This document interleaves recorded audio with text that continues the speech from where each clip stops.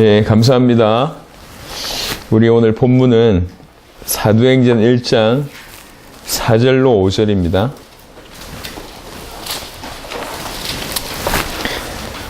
사도행전 1장 4절로 5절.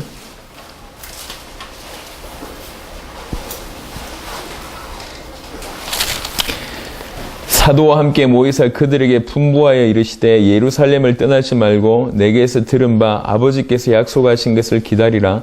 요한은 물로 세례를 베풀었으나 너희는 몇 날이 못되어 성령으로 세례를 받으리라 하셨느니라.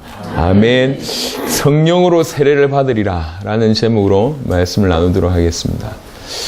가장 오해된 것 중에 하나가 성령의 충만이라고 저는 알고 있습니다. 일단 기준도 없고요. 성령 충만 받으면 이래야 된다 저래야 된다 많은 얘기를 하고 있는데 다 헷갈려 있습니다. 근데 그럼에도 불구하고 분명히 성령 충만은 우리가 받아야 되고 그 은혜를 누려야 됩니다. 그래서 오늘 베드로의 인생을 통해서 성령의 충만함에 대한 얘기들을 좀 드릴까 합니다. 그래서 우리 광주 성전 멤버들 뿐만 아니라 모든 성도들이 이 성령 충만의 의미를 좀 누리고 성령 충만한 삶을 살아했으면 좋겠습니다. 먼저 서두에서 말씀드리는데 이거는 비단 이런 열매 맺어야 된다 저런 열매 맺어야 된다라는 얘기를 하는 게 아닙니다. 열매 이전에 성령 충만이 뭔가 성령이 오셔서 무슨 일을 하시는지에 대한 부분들을 얘기할 겁니다. 신학적인 많은 토대를 두고 얘기하는 것도 아니고 이해할 수 있을 정도로 아주 기본적인 부분 가지고 너무 오해되어 있는 부분들을 좀 정리하는 그리고 또 실제로 사모하는 마음으로 성령 충만 받을 수 있도록 그렇게 인도를 받을까 합니다. 여러분 베드로의 인생을 보시면 알겠지만 다른 내용도 많이 있지만 마태복음만을 통해서 보면 베드로가 어떤 응답을 받았는지가 쭉 나옵니다. 이제 개인이 받을 수 없는 엄청난 응답을 받게 됩니다. 갑자기 예수님께서 마태복음 4장에 나타나셔서 나를 따라오너라 내가 너희로 사람 낚는 어부가 되게 하리라 이 말씀을 베드로가 받고 따르게 되십니다. 그 말을 받고 따르게 될 때 많은 배경이 있었던 것 같아요. 여하튼 그 말을 받고 따르게 됩니다. 그 이후에 너무 많은 걸 보게 됩니다. 병자가 낫는 많은 걸 보게 되죠. 소경이 눈을 뜨고 그 다음에 문둥병자가 낫고 말 못하는 자가 말하게 되고 귀신 들린 사람이 치유되게 되고 많은 일이 벌어지면서 본인에게 마태복음 8장 보면 본인의 장모가 열병이 떠나가는 치유받는 일도 이제 경험하게 됩니다. 많은 사람들이 변화되는 걸 보게 되고요. 마태복음 5장 같은 데 보면 5, 6, 7장 산상수훈이라고 얘기하잖아요. 정말 시대적인 메시지도 받게 됩니다. 너무 많은 걸 경험하게 되죠. 소중한 말씀을 받게 되고 병이 낫는 걸 보게 됩니다. 그리고 나서 이제 마태복음 이게 10장에 보면 9장 10장에 보면 실제로 전도의 축복도 누리게 됩니다. 가서 예수님 이름 얘기했는데 사단이 번개같이 떨어지는 걸 경험했단 말이에요. 전도를 경험하기도 하고 흑암 권세 꺾이는 것도 경험했습니다. 그리고 그 이후에 보면 오병이의 기적도 경험하게 되고요. 배를 타고 가고 있는데 파도 때문에 죽을 수밖에 없을 때에 예수님께서 잠잠하라고 얘기를 합니다. 그때 파도가 잠잠해지고 바다가 말을 듣는 일을 보게 되는 거죠. 대단한 일이죠. 더 나아가서 이제 예수님이 물 위로 걸어오신 걸 보고 본인이 자기도 이렇게 걷게 해달라 그래서 실제로 물 위를 걷는 어떻게 보면 최초의 어떤 그런 응답을 받게 됩니다. 알고 있는 내용이잖아요. 가만히 한번 보면 베드로가 경험한 게 정말 많아요. 오병이의 기적부터 시작해서 마태복음 16장 그러다가 주는 그리스도시여 살아계신 하나님의 아들이십니다라는 대단한 고백을 하고 대단한 축복을 받고 나서 마태복음 17장 바로 어디에 올라가냐면 변화산에 가서 예수님의 변화된 모습을 진짜 변화된 모습을 보게 됩니다. 그러니까 제가 베드로라도 이 받은 축복이요. 매일 기적이 일어나잖아요. 매일 병자 치유되어지고 예수님과 동행하면서 너무 많은 시대적인 메시지를 듣게 되고요. 요즘에 전 세계에서 가장 돈 잘 버는 사람하고 점심 식사하는 그거를 경매로 내놨는데요. 그러니까 식사 함께 하는데 우리 돈으로 상상할 수 없는 매덕 몇십억의 수준입니다. 밥 먹는데 아니 그 사람하고 밥 먹는데 뭐가 그리 밥 먹으면서 조언을 구하는 겁니다.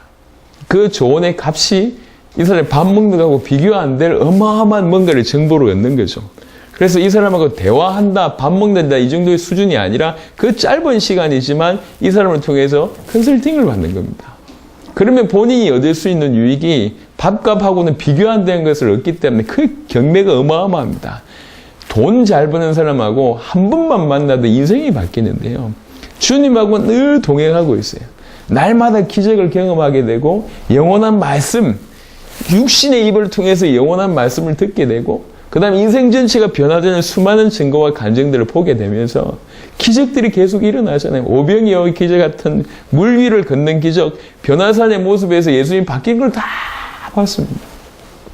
다 봤는데 변화는 없었다고 해도 과언이 아닙니다. 베드로의 인생을 보면 변화가 없었다는 증거가 뭐냐면 예수님 십자가에 달려 돌아가실 때 도망치는 사건, 여러분 잘 아는 사건이 벌어지잖아요. 안 바뀌어야 되겠다. 아니면 이런 정도가 아닙니다. 결단한다고 되는 게 아니에요. 노력한다고 되는 게 아닌 것 같습니다. 분명한 것은 변화가 없었습니다. 아니, 변화가 있었는데요. 그 정도의 변화를 얘기하는 게 아닙니다. 어느 순간 베드로가 인생이 확 바뀌었습니다. 계집종 앞에서 예수님 3번 부인하던 사람이 공회 앞에서 하는 말이 사도행전 4장입니다. 계집종 앞에서도 예수님 3번 예수님을 부인했던 그 베드로가 공회는 뭐냐면 우리말로 얘기하면 재판자리입니다. 바리새인 서기관들 그 시대에서 최고 힘 있는 사람들이 모여서 이미 예수님을 십자가에 못 박기로 결정했던 그 공회에 이 사람을 세운 겁니다. 그 공회에서 하는 말이 뭡니까? 천하 인간의 구원 얻을 만한 다른 이름 있냐? 구원 얻을 수 있는 이름이 다른 이름 없지 않냐? 그러면서 그 자리에서 예수가 그리스도이심을 고백합니다. 두들겨 패죠. 그래가지고 절대로 예수 이름으로 말하지 말라고 얘기할 때 사도행전 4장의 20절은 뭐라고 얘기했냐? 우리는 보고 들은 것을 말하지 아니할 수 없다. 이렇게 얘기해요. 보고 들은 것은 이미 언제입니까? 이미 사실은 계집종 앞에서 그 얘기를 해야 되거든. 내가 보고 들은 걸 말하지 않을 수 없다. 예수님 따라다닐 때 그 얘기를 해야 되는데 그때는 그 얘기를 못했어요. 근데 어느 시점에 완전히 바뀌어서 내가 보고 들은 것을 말하지 않을 수 없다라고 얘기하게 됩니다. 그 전에 있었던 사소한 변화와 비교해 볼 때 사도행전 4장의 변화는 완전 다른 변화입니다. 극명한 변화죠. 완전히 바뀌는 일이 벌어집니다. 그게 어떤 계기입니까? 그게 성령 세례의 계기입니다. 성령이 임하시고 나서 성령의 충만함을 받음으로 말미암아 완전히 바뀌게 됩니다. 고백도 하고 예수님께 칭찬도 받고 올바로 믿는다고 했는데 극명하게 바뀌었어요. 그전에는 안 바뀌었다니까. 변화산에 예수님 모습 보고도 안 바뀌고 주는 그리스도시요 살아계신 하나님의 아들이십니다 고백해놓고도 안 바뀌고 물 위로 걸었는데 안 바뀌고 기적 보고도 안 바뀌고 어마어마한 메시지 듣고도 안 바뀌고 자기를 통해서 사람들이 살아나고 흑암 권세가 꺾이는 마태복음 10장의 전도를 경험했는데도 안 바뀌어요. 지금 우리 얘기를 하는 겁니다. 예수님을 쫓아간다고 하는 우리 얘기요. 기적을 경험해요. 사람들이 바뀌는 걸 봐요. 사람들이 구름대처럼 모입니다. 부흥이 되는 거죠. 막 모이고 그 다음에 자기 인생에도 하나님 말씀이 뭔가 들어오고 그 다음에 예수님을 통해서 말씀 들을 때마다 인생이 좀 바뀌는 것 같고 다른 사람에게 일어나는 기적은 자기한테 충격이 안 될 수 있는데 자기한테 기적이 일어나. 장모가 살아나고 물 위로 걷기도 하고 다 없어지고 변화산상에서 모세 엘리야가 나타난 거 보고 하나님의 음성을 직접 듣고요. 마태복음 17장에 엄청난 걸 경험해도 안 바뀝니다. 그렇죠? 우리가 그렇단 말이에요. 하나님의 말씀을 듣고 이게 맞다고 하면서 그 길을 걸어가는데 심지어는 기도하면서 응답을 받기도 하고 우리의 삶을 통해서 역사가 일어나기도 하고 기적이 일어나기도 하고 하나님 말씀 내 가슴을 계속 치기도 하는데 극명한 변화가 없어요. 왜 그렇습니까? 어떤 타임이 우리에게 필요하단 말이에요. 사도행전 2장의 그 시간표가 우리에게 필요합니다. 예수님께서 너희가 몇 날이 못 되어 성령으로 세례를 받으리라 이렇게 얘기합니다. 성령으로 세례를 받으면서 완전히 바뀝니다. 그야말로 변화라고 이름할 수 있는 일이 베드로에게 일어났습니다. 분명한 것은 노력으로 바뀐 게 아닙니다. 열심으로 바뀐 게 아니에요. 습관을 변화시키려고 발버둥 쳐서 변화된 게 아닙니다. 성령의 세례를 받음으로 성령을 받음으로 성령의 역사하니 완전히 바뀌었습니다. 우리에게 지금 이런 은혜가 필요합니다. 예수님을 눈으로 보고 예수님을 손으로 만지고 예수님을 따라다니며 예수님의 기적을 경험하고 예수님의 어마어마한 것을 다 보고 본인에게 기적이 일어나고 역사가 일어나고 응답이 일어나고 하나님의 말씀을 듣고 실제로 초자연적인 하나님의 음성을 실제로 귀로 듣는 일들까지 다 일어나도 안 바뀌어요. 있을 수 없는 일이잖아요. 어떻게 안 바뀌냔 말이에요.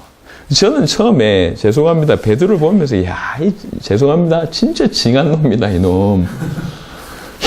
정말 아니 내 같으면 당장 우린 선별이지. 선별이 전문인데 바로 선별입니다. 그만큼 보여줘도 못 알아들어. 안 그래도 어부인데 가능성이 안 그래도 없는데 어부에 얼마나 무식하게 합니까? 성격도 불같잖아요. 아무것도 없는데 이만큼 보여줘도 안 바뀌어요. 그 예수님께서 중간중간에 예수님이 제자들을 책망하는 건 딱 하나밖에 없습니다. 왜 이리 안 믿냐? 그것만 책망하시거든. 내가 언제까지 너희와 함께 있어야 되겠냐? 왜 이리 믿지를 못하냐? 그 얘기를 계속 합니다. 기적을 보고도 안 믿는다는 얘기지. 그 얘기를 계속해요. 제가 베드로를 보면서 참 이 사람 대단한 사람이다.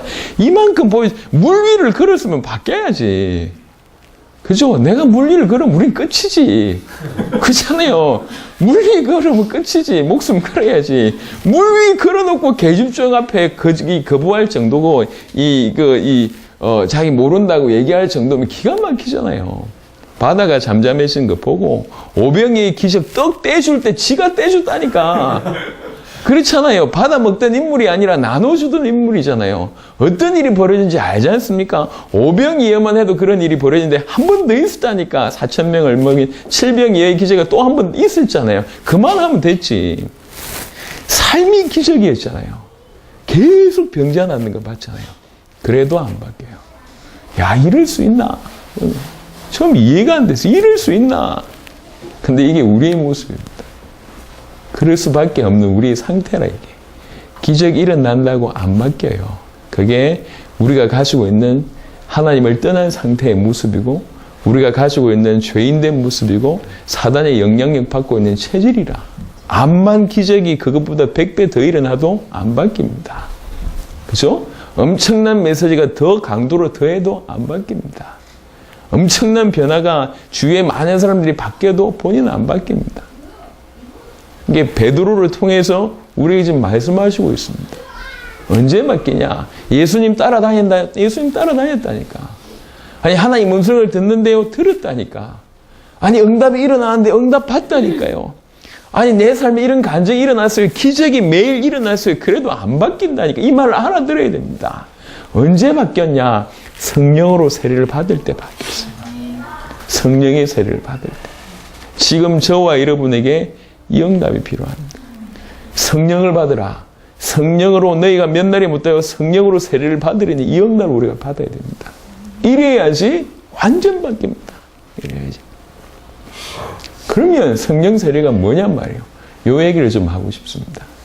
구원과 관계 있다 없다 그 얘기를 좀 하기 전에 그냥 차찬히 우리 신학 잘하는 저 뒤에 구목사님 계시니까 풀어주실 것이고 지금 제 관점은 그 얘기를 하는 것이 아니라 성령이 임하면 어떤 일이 벌어지냐 그 얘기를 하고 싶습니다. 많은 사람들이 오해하고 있습니다. 성령이 임하면 은사가 나타난다 라는 생각을 하고 있고요. 성령이 임하면 열매가 많이 나타난다 이 생각만 하고 있습니다. 성령은 하나님이다. 물론 맞는 말입니다. 다 맞는 말입니다. 하지만 제가 드리고 싶은 관점은 약간 다른 관점입니다. 오늘 사도행전 2장에 보면 성령이 임하십니다. 자세하게 보시면 성령이 임하니까 다른 방을 하게 돼요. 다른 방은 많은 사람들이 성령이 임하면 방언 말해야 된다라는 생각을 하고 있습니다.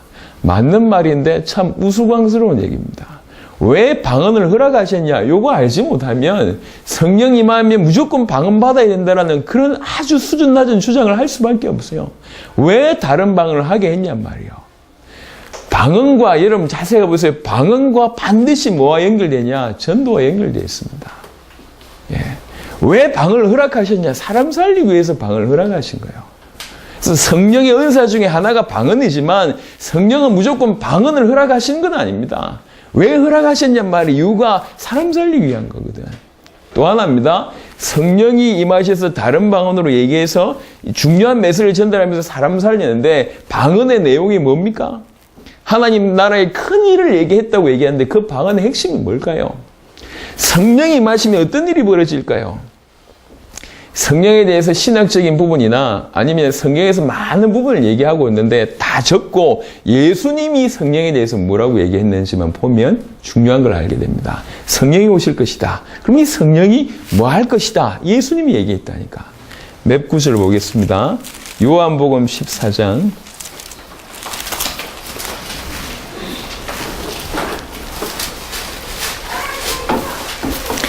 요한복음 14장 26절에 보면 보혜사 곧 아버지께서 내 이름으로 보내실 성령 그가 너희에게 모든 것을 가르치고 내가 너희에게 말한 모든 것을 생각나게 하리라. 아멘. 이렇게 얘기했습니다. 성령이 오시면 그분이 뭐 할 것이냐 이렇게 얘기했어요. 모든 것을 가르치시고 내가 너희에게 말한 모든 것을 생각나게 하리라 라고 얘기했습니다. 예수님이 말한 것을 생각나게 하고 예수님께서 가르치신 것을 알게 된다고 얘기하는 거예요. 여기서 모든 것은 밥을 해먹을 때 이래야 됩니까 저래야 됩니까 그런 수준이 아니고 전체를 관통하는 하늘에 있는 것이나 땅에 있는 것이 그리스도로 말미암아 통일되잖아요. 이 그리스도를 깨달을 때 모든 것을 알게 된다는 표현이 틀린 표현이 아니거든요. 성령이 오시면 모든 것을 가르치고 내가 너에게 말한 모든 것을 알게 한다고 얘기했는데 사실은 키는 뭐냐면 그리스도가 누군지 그리스도에 대해서 그리스도를 통해서 진실로 성령이 임하면 그리스도께서 하신 말씀이 핵심이 뭔데요? 이래야 됩니까? 저래야 됩니까? 그리스도께서 하신 모든 말씀의 핵심은 뭡니까? 당신이 그리스도란 얘기거든요. 그거 얘기한 거잖아요. 제가 이 부분만 이렇게 억지적으로 해석을 하면 억지 해석이라고 얘기할 수 있습니다.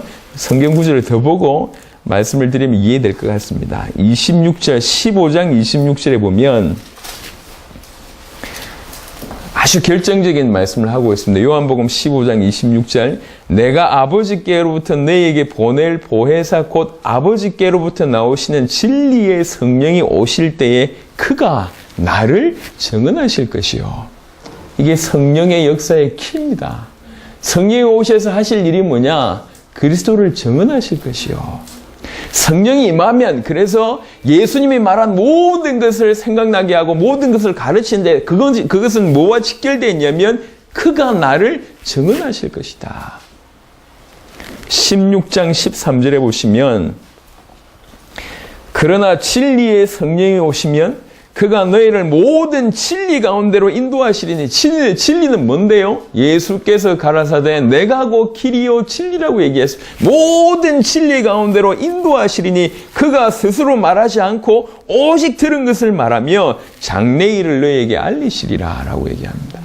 예수님이 성령에 대한 얘기를 하고 있습니다. 그리고 또 한 구절 이름 잘 아는 사도행전 1장 8절이죠. 성령이 마시면 어떻게 됩니까? 땅끝까지 이르러 내 증인 되리라 라고 얘기해요. 내 증인 되리라. 그가 나를 증언하실 것이요. 내 증인 되리라. 진리 가운데로 인도하시리니 무슨 말인지 알겠습니까? 똑같은 얘기를 하고 있습니다. 성령이 오시면 그리스도를 나타내십니다.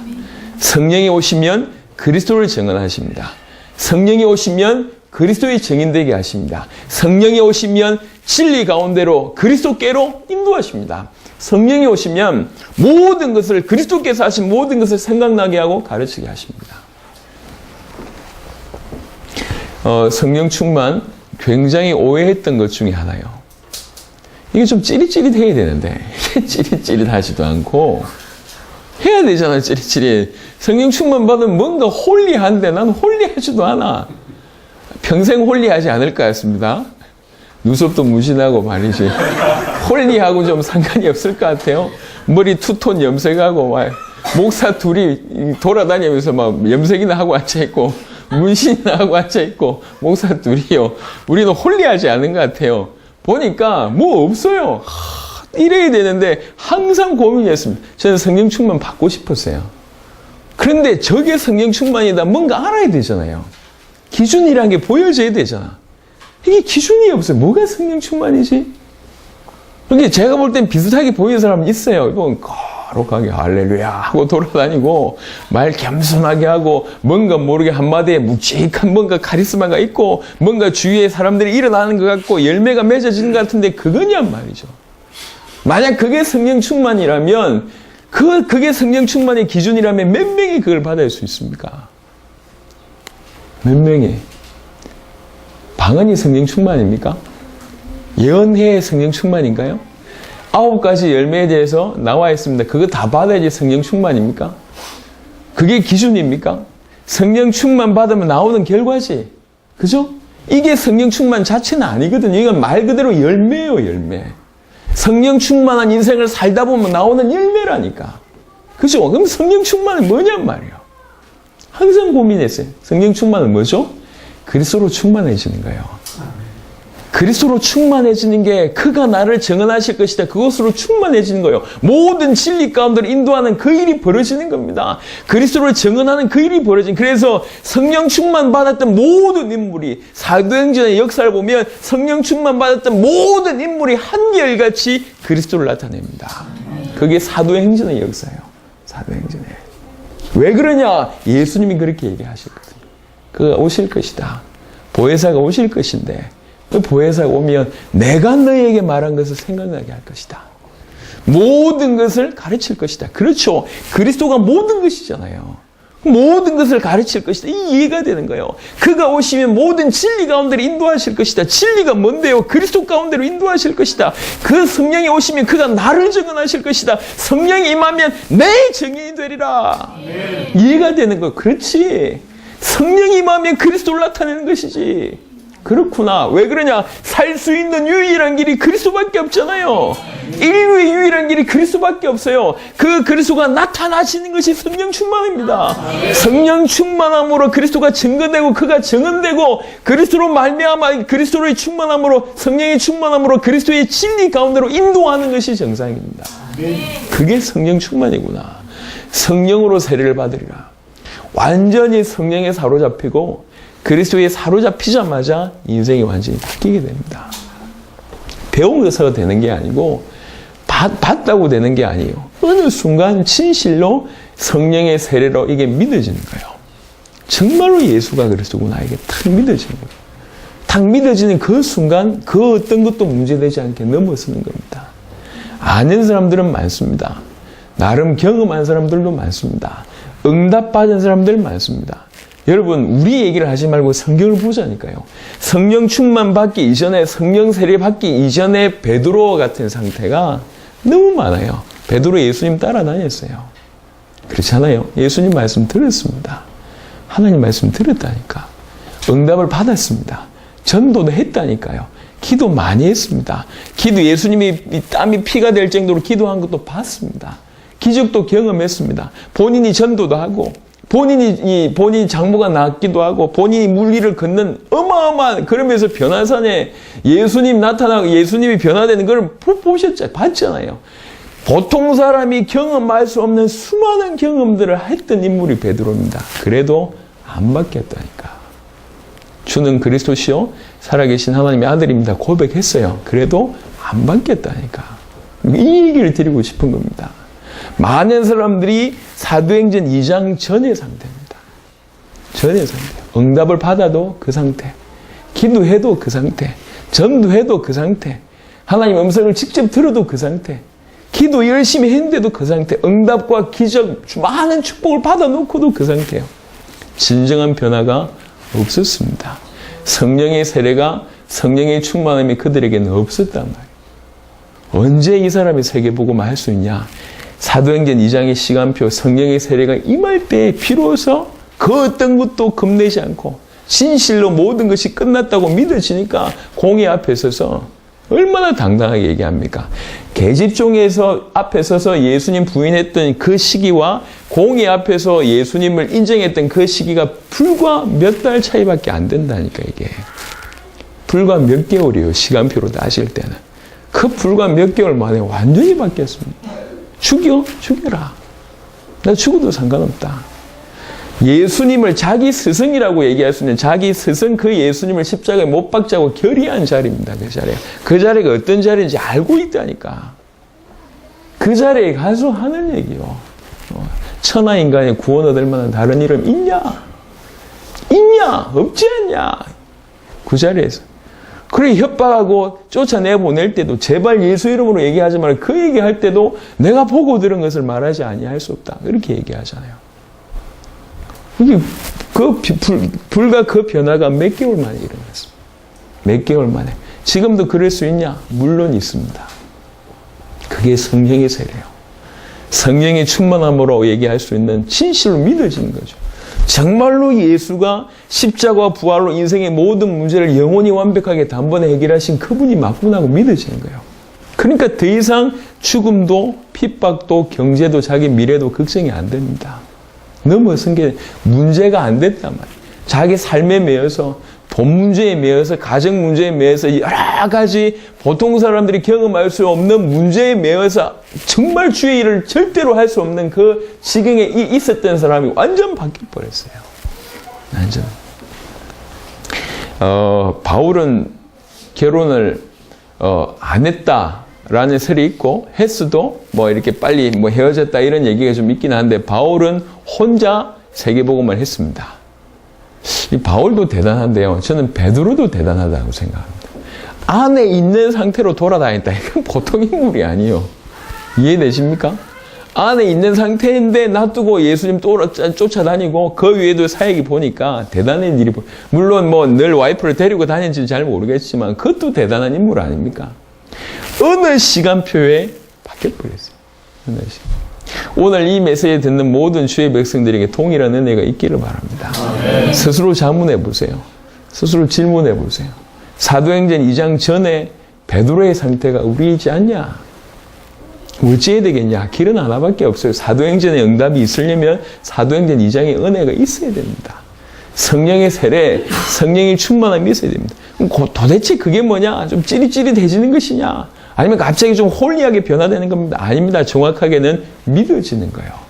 예수가 그리스도라는 사실이 믿어지는 거예요. 성령의 충만함을 받으면 성령이 그를 정언하고 진리 가운데로 인도하고 다 할 때 인도받을 수밖에 없는 겁니다. 그래서 정말 올바른 성령 충만의 역사는 뭐냐? 그리스도를 나타내게 됩니다. 그리스도와 동행하게 되고 그리스도로 충만해지게 되는 겁니다. 계속 성령이 나를 진리 가운데로 인도하셔요. 계속 성령이 성경을 통해서 삶을 통해서 나에게 그를 정언하세요. 계속 성령이 하신 말씀 기억나게 하시고 깨닫게 하세요. 계속 성령이 성령 역사 쓰고 그리스도를 나타내는 그 삶 속으로 우리를 인도하세요. 그러다 보니까 어느 날 정인되어 있고 그러다 보니까 어느 날 내 삶에 성령의 열매가 계속 쌓이는 겁니다. 맺으려고 맺어지는 게 열매가 아니라니까. 발부둥 친다고 성령의 9가지 열매가 맺히냐? 아닙니다. 인내해야지. 이미 인내해야지 생각하는 순간 틀렸어요. 그건 열매가 아니에요. 그리스도 속 성령의 충만함으로 성령과 동행함으로 그분이 인도하시는 그 길을 계속 걸어가다 보니까 어느 날 증거가 일어나고 어느 날 열매 맺혀 있는 것을 보게 되고 정인의 자리에 서게 되는 겁니다. 따라오는 겁니다. 성령이 뭐 하시냐 말이에요. 이 성령께서 하나님이시고 이 성령께서 하시는 많은 일이 있는데 신학적인 얘기 다 빼고 성령이 오셔서 뭐 하시냐? 예수님이 하신 말씀입니다. 그가 오실 것인데 그가 오시면 내가 말한 것을 생각나게 할 것이다. 모든 것을 가르쳐 주실 것이다. 모든 것을 가르쳐 준다는 말이 무슨 말입니까? 그러니까 욕을 잘못 이해해가지고 한때 안녕하세요 성령님 이런 책에 보면 빗질 하면서 오늘 가르마 이렇게 탈까요? 성령님 저렇게 탈까요? 그걸 모든 것을 가르쳐 준다. 물론 뭐 가르쳐 주실 수도 있겠죠. 하지만 저는 가르마 때문에 한 번도 물어보지 않았습니다. 그게 별로 중요한 게 아니거든. 모든 것을 가르쳐 줄 것이다. 우리 이해하는 수준이 그렇습니다. 모든 것을 가르쳐주는 키가 뭔데요? 뭘 알면 모든 것을 깨닫게 되는 겁니까? 전체의 모든 핵심을 정확하게 성경의 핵심이며 우주의 주인공이 그 부분을 정확하게 알게 된다면 다 되는 거 아니에요? 모든 것을 생각나게 할 것이다. 진리 가운데로 인도하실 것이다. 그가 나를 정언하실 것이다. 내 증인 되리라. 성령이 하시면. 오늘 우리가 많이 오해됐던 성령 충만에 대한 성령 세례에 대한 생각을 바꿔야 됩니다. 그러니까 이해를 바꾸는 것도 있지만 정리 안 됐던 것들을 정리하는 것도 있지만 이건 둘째 문제고요. 우리가 그 응답을 받아야 됩니다. 우리 인생에 사도행전 2장 사건이 일어나야 돼요. 성령의 세례, 성령의 충만한 사건이 진실로 일어나야 돼요. 진실로. 뭐 어찌하면 되겠냐라고 얘기할 때에 힌트는 사도행전 1장에 나와 있습니다. 어찌하면 되겠냐? 사도행전 1장 오늘 읽었던 본문에 너희는 몇 날이 못 되어 성령으로 세례를 받으리라 라고 얘기합니다. 4절에 보니까 예루살렘 떠나지 말고 내게서 들은 바 아버지께서 약속하신 것을 기다리라. 이 아버지의 약속이 얼마나 중요한지 이제 우리는 이해하잖아요. 약속 놓쳐서 모든 문제가 왔는데 그 약속을 주신 거예요. 다시 성령이 임하실 것이다. 기다리라. 그러면 뭐 하면 됩니까? 순종해야지. 그렇죠? 불순종해서 모든 문제가 왔는데 그 약속에 순종해야지. 순종해서 기다리면서 기도한 겁니다. 이거는 단순히 기다렸다는 의미가 아니고 죽을 수 있는 환경입니다. 예수님의 부활을 목격한 사람이 일시에 500여 행전에 됐다고 얘기합니다. 500명 넘는 사람들이 예수님의 부활을 목격했어요. 그 500명에게 이 약속이 전달 안 됐을까요? 저는 전달됐을 거라고 생각합니다. 예, 전달됐을 거라고 생각하는데 막상 모인 사람은 120명이라. 그렇죠? 왜 그러냐? 그때 환경이 그랬다니까. 베드로와 똑같은 환경이에요. 계집종의 앞에서 부인할 수밖에 없을 정도의 핍박이 극에 달아있는 상태입니다. 그러니 이런 일이 벌어지는 거예요. 근데 이 120명은 약속을 붙잡았어요. 다른 사람들은 일이 있어서 못 모였고 이 사람들은 할 일 없어 모였다. 아닙니다. 아니라니까. 환경이 모이면 죽을 수도 있는 환경입니다. 그 자리에서 모인 겁니다. 그 사람들이 이 약속을 붙들고 본격적으로 기도하는 장면이 사도행전 1장 13절 14절입니다. 약속을 붙들고 간절히 기도합니다. 예수가 그리스도라는 이 약속을 붙들고 그 주님이 다시 오실 것이라는 그 주님의 재림의 은혜를 붙들고 간절히 기도하는 거예요. 간절히 기도하는 중에 성령이 충만함으로 성령의 세례가 임합니다. 우리에게는 꼭 방언이 필요 없을 수도 있습니다. 이처럼 불의 혀가 보이는 그런 일이 안 벌어져도 괜찮습니다. 진실로 성령의 충만함이 계속 되어지면 깨닫게 되어지고 진리 가운데로 인도하신 그 인도하심을 받게 되고 그죠? 그가 나를 정하신 그 속에 계속 들어가게 됩니다. 단회의 적이다, 여러 번 있다, 그건 잘 모르겠어요. 분명한 것은 성령이 임하시면 그리스도에게로 계속 믿어지고 깨달아지고 이해되어지고 눈 열리지고 계속 그가 나를 증언하는 이런 일이 벌어지고 마침내 우리는 정인의 삶을 살 수밖에 없는 거예요. 분명한 것은 성령의 세례가 반드시 필요하다는 거예요. 우리 인생에 저와 여러분의 인생에 꼭 필요하고 절대적으로 필요합니다. 그럼 꼭 받으려면 성경적으로 받아야 돼요. 약속을 붙들고 기도했던 그 시간이 우리에게 필요합니다. 120명 모여서 기도하든지 혼자 기도하든지 그건 중요하지 않습니다. 이 응답이 이 시간표가 우리에게 필요하다. 그래야 됩니다. 그래야지 사도행전의 삶을 살게 되고 마침내는 세계복음화는 주역이 됩니다. 많은 사람들이 많은 달란트를 가지고 있습니다. 그리고 지금 사복음서의 시간표를 긋고 있는 분들이 많은 것 같아요.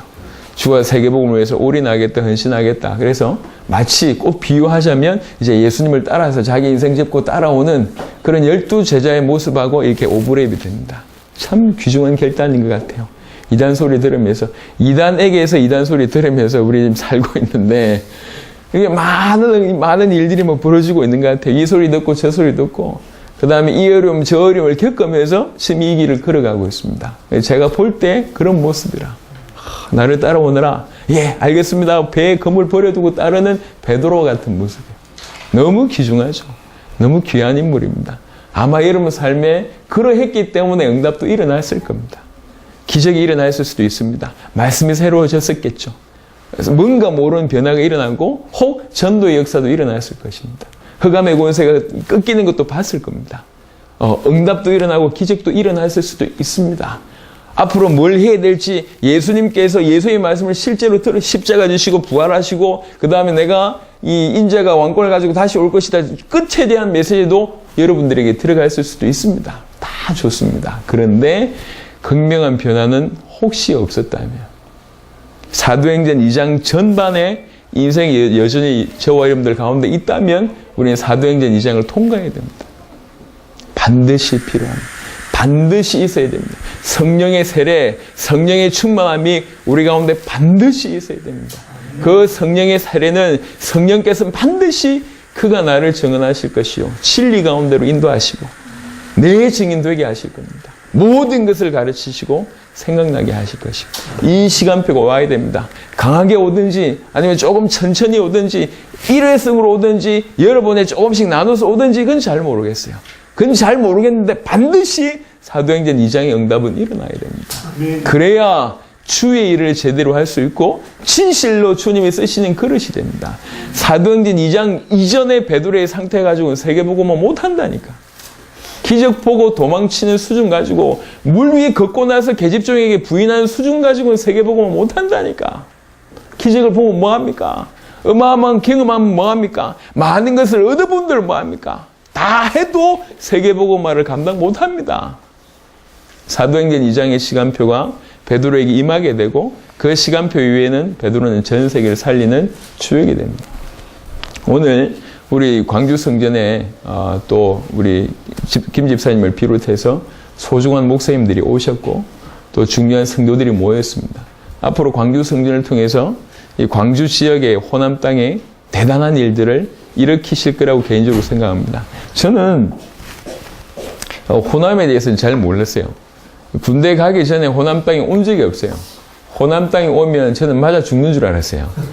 예전에 그랬거든요. 저희 가면 말투가 금방 표현하니까 말투가 딱 표현하면 이게 이제 이렇게 뭐 어떻게 큰 봉변을 당하고 예전에 우리는 북한 사람들은 머리에 뿔난 줄 알았잖아요. 호남 사람도 그런 줄 알고 이게 잘 안 갔다고 우리가. 근데 신앙생활 군대를 경험해보고 서울에서 신앙생활을 해보면서 참 믿음의 사람이 제 주위에도 믿음의 사람들이 호남 출신들이 많아요. 영적으로 굉장히 저력이 있구나. 그리고 실제로 우리나라에서 기독교 복음화율을 볼 때도 게임이 안 됩니다. 영남과 호남이. 호남의 복음화율이 어마어마합니다. 뭐 여수는 거의 뭐 기독교 도시라고 제가 들었습니다. 예, 제가 제 고향 마산은 4%밖에 안 돼요. 4%. 100명 중에 4명 믿는다니까. 바보 취급받습니다. 예. 제가 별명이 군대에서 환자였어요, 환자. 왜 환자냐? 기독교 다니는 사람들은 정신병 환자래. 그래서 환자였다니까, 제 별명이. 군대에서도 그러했는데, 제 고향 땅에서도 비슷한 취급을 어릴 때부터 받았어요. 왜 그러냐? 예수 믿는 사람들이 많이 없으니까. 또 호남은 그렇지가 않아요. 이게 저력입니다, 저력. 우리나라 엑스플로 74 통해서 우리나라의 대부흥을 일으켰던 주역이 김중곤 목사님이시잖아요. 호남 출신이잖아요. 굉장한 인물들이 있습니다. 순교자의 피가 있는 이 땅입니다. 저는 굉장히 저력이 있다고 생각합니다. 이 저력 있는 땅에서 귀중한 제자들이 계속 일어날 겁니다. 그 중에 하나님께서 상징적으로 먼저 광주에서 세우셨습니다. 근데 이게 웬일입니까? 계속 호남이 일어나요. 호남이. 요번에 1월에 수련회 때 파송을 이렇게 5군데 지금 일단 확정이 됐습니다. 더 될 것 같은데 일단 5군데 성전이 확정되는데 그 중에 3군데가 호남입니다. 광주 빼고 광주는 이미 세워졌으니까 어딘지는 그때 밝히도록 하겠습니다. 왜 죄송합니다. 스파이들이 많더라고. 그래서 이게 또 알려지면 좀 그러니까 많아요. 메시지 참고하시는 분들이 많은 것 같습니다. 참고하지 말고 회개하시기 바랍니다. 스파이들이 굉장히 많은 것 같아요. 여하튼 호남이 지금 일어나고 있어요. 그것도 급속도로 일어나고 있습니다. 이런 시간표에 하나님 저와 여러분들에게 메시지를 주시고 계십니다. 열심히 하자. 열심히 안 된다니까. 좀 노력하자. 그 얘기를 하는 게 아닙니다. 노력해가지고 세계복음 막 가능하겠습니까? 죄송합니다. 노력해도 밥도 못 먹고 살고 있는데 노력해도 자기 자녀들을 마음껏 경제 문제 없도록 가르치지도 못하고 있는데 노력한다고 자기 앞가름도 못하는 사람들이 많잖아요. 노력한다고 되는 게 아닙니다. 노력해도 교회가 안 되잖아요. 열심히 해도 자기 신앙을 유지 못하고 있지 않습니까? 노력한다고 되는 게 아니에요. 지금보다 10배 열심히 하고 100배 열심히 하면 됩니까? 안 된다니까. 노력과 열심이 문제가 아닙니다. 우리에게 성령의 세례가 필요합니다. 절대적으로 필요합니다. 예수님이 부활하시고 나서 제자들을 만나면서 하신 말씀을 보세요. 하신 말씀이 하나였습니다. 뭐였죠? 성령 받으라. 그게 하신 말씀이었다니까. 왜 그러냐? 성령 받으라. 그 말이 얼마나 중요한지 예수님이 아시니까. 얘 받으면 끝난다는 거거든. 속된 말로 얘기해. 성령 받으면 네 인생 끝나. 성령 받아야지 네가 주의 일을 할 수 있어. 성령 받아야지 세계 살릴 수 있어. 그러니 딴 얘기 하지 않고 성령 받으라. 나타나시자마자 처음 계속 그 얘기 하십니다. 지금 이게 우리에게 필요합니다. 혈기 가지고 되는 게 아니고 우리가 가지고 있는 많은 육신적인 거 가지고 해볼 수 있는 내용들이 절대로 아닙니다.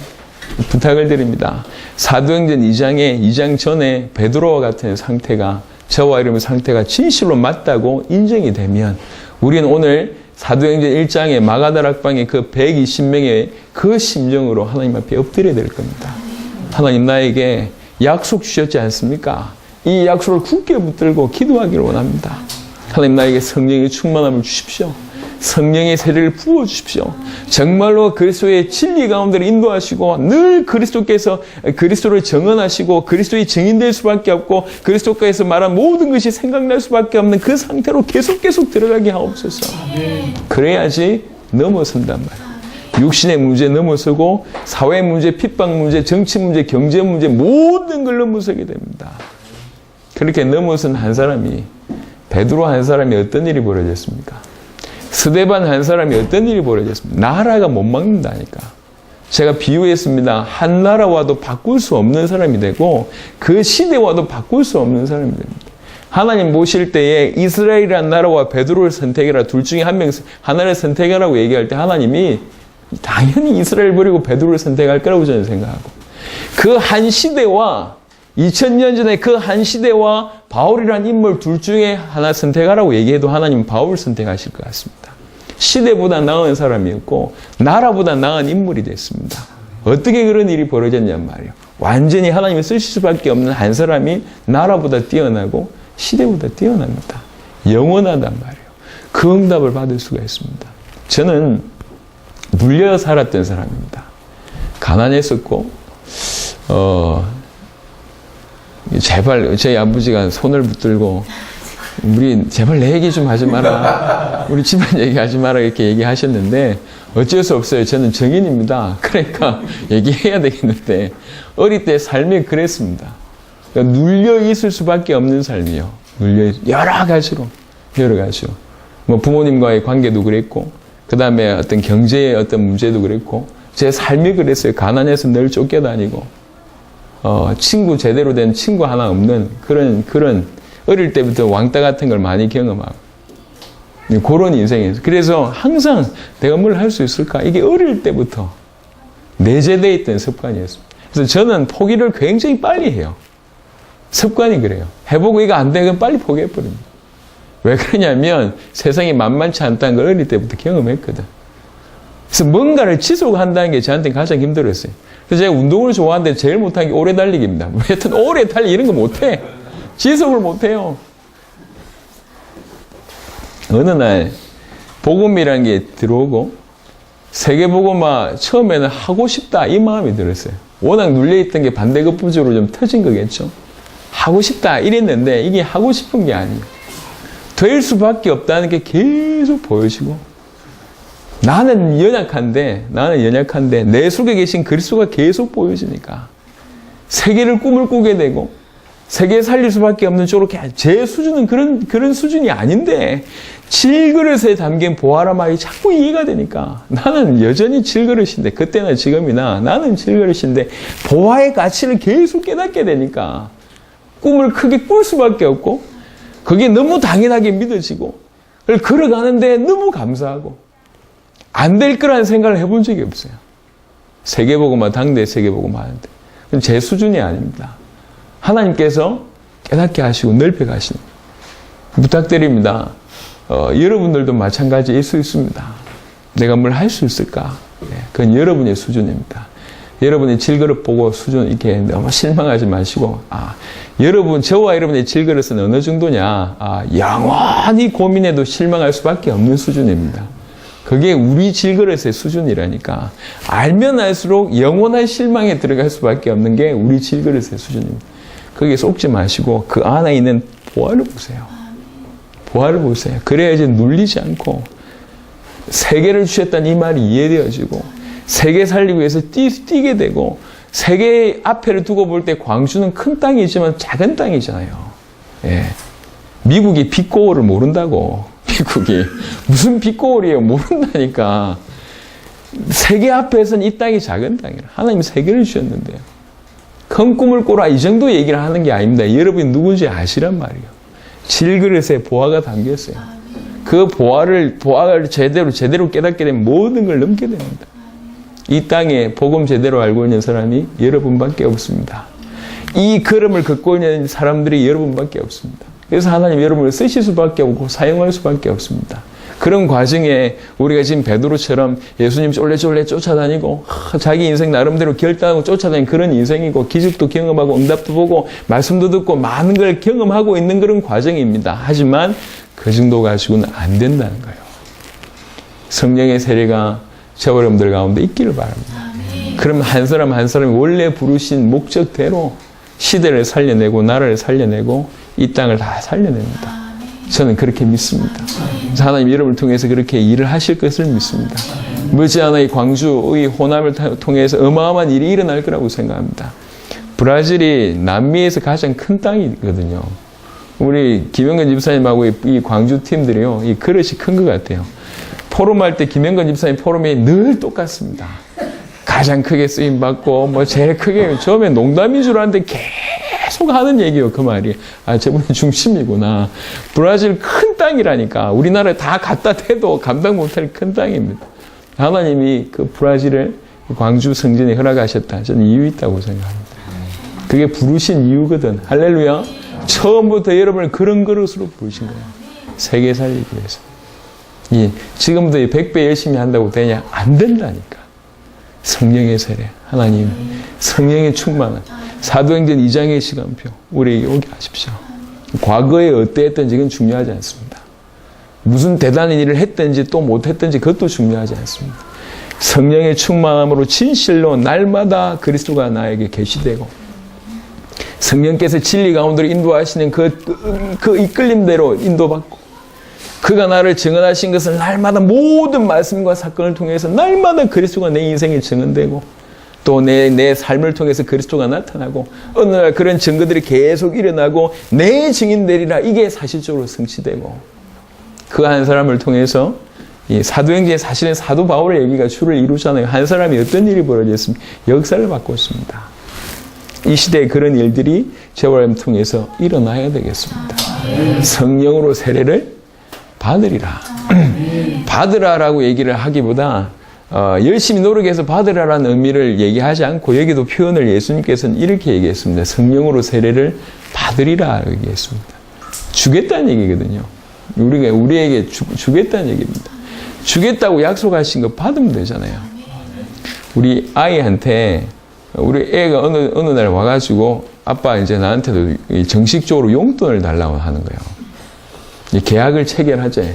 정식적으로 이제 둘째 저놈이 아빠 나도 용돈이 필요해. 그러니까 아빠 올 때마다 주지 말고 매주 달라는 거예요. 정확한 액수를 요구를 하더라고요.